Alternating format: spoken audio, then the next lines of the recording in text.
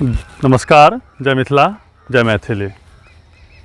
आई भोरे भोर हम जे छै से स्कूल जाइ छलहुँ हैं। भोर के समय कुहेस लगेने, ठंडक मौसम, कुहेस पूरा रहे लगेने, गाड़ी हम अपन बढ़ेने जाइ छलहुँ हैं। बान्ह पर में कनी दूर आगू बढ़लहुँ तो 4-5 टा कुकुर आ ओकर कुकुरक बच्चा भोरे भोरे ओहो सब जे छै से जॉगिंग करै छलै।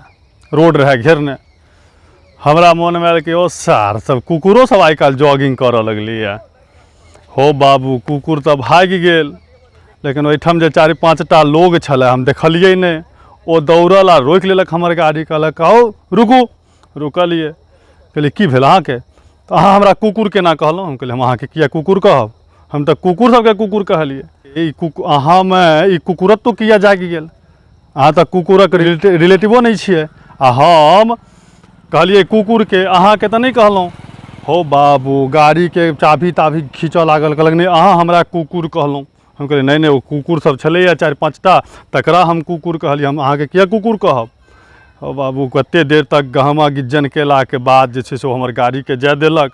बाद में सोचलहुँ गाड़ी पर बैसल बैसल जे हो ओ कुकुर के कनिको कष्ट नहीं भेलै, व्यक्ति सबके किया कष्ट भऽ गेलै, पता नहीं ओकर कोनो रिलेटिव रहे कि की रहे, भगवान जानैत।